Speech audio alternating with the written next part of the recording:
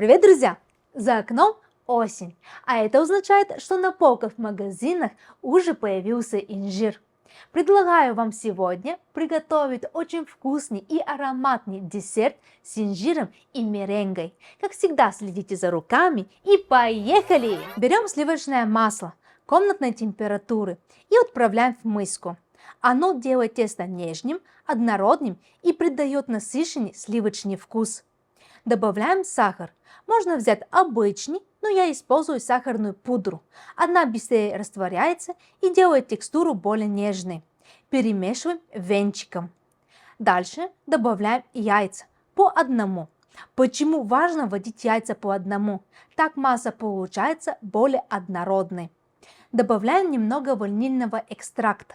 Если у вас его нету, можете заменить ванильный сахар. И, конечно же, соль. Это для баланса вкуса. В наше будущее тесто мы добавляем просеянную муку.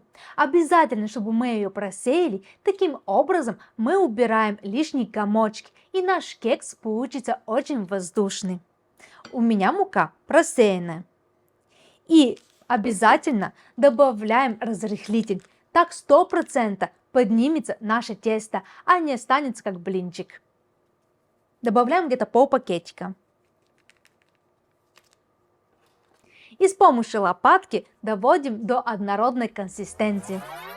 Наше тесто уже готово. Посмотрите, какая консистенция оно получило. И теперь мы переходим к нашей форме и наш инжир.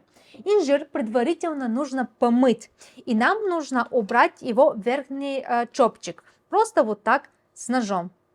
Убрали, мы его не должны чистить, то есть он должен остаться в свою кожицу. Теперь инжир нам нужно разрезать вот так пополам. Нам нужно получить вот такие симпатичные кружочки. И также делаем весь наш инжир. А по поводу нашей формы, нам нужно ее подготовить к выпечке. Мы будем делать французская рубашка, но при этот метод мы не будем трогать дно. Дно должно остаться без муки и без масла. Когда мы подготовили форму с французской рубашкой, на дно отправляем тонкий слой сахара. Сверху на нем выкладываем инжир, разрезом вниз.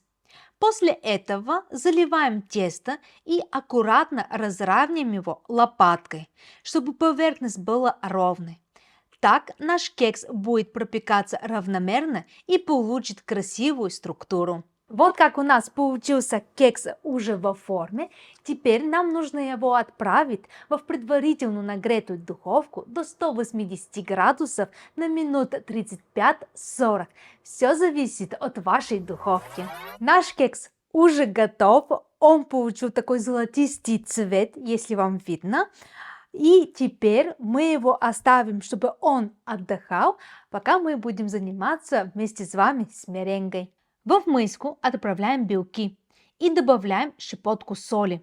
Начинаем взбивать миксером на небольшой скорости, постепенно ее увеличивая, пока не получим белую пену и мягкие пики.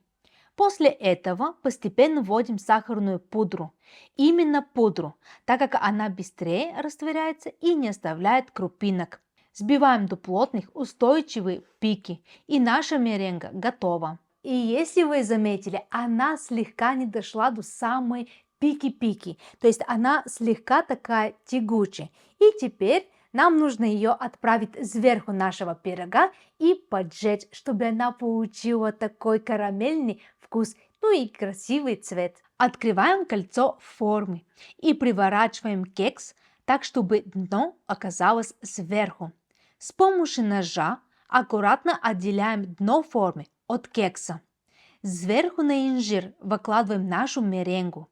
Берем газовую горелку и слегка поджигаем ее, чтобы поверхность меренги получила красивый золотистый оттенок и легкую карамельную нотку. Наш кекс готов!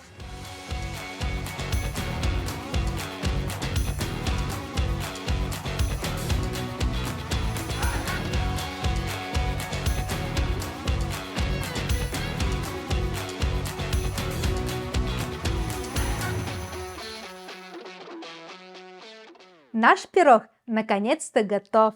И посмотрите, насколько он красивый. А теперь хочу вам его показать в разрезе. Бисквит. А здесь вообще-то должно быть красивое и умное объяснение по поводу нашего пирога. Но никто не заметил, что микрофон сел, поэтому концовка у нас получилась немая.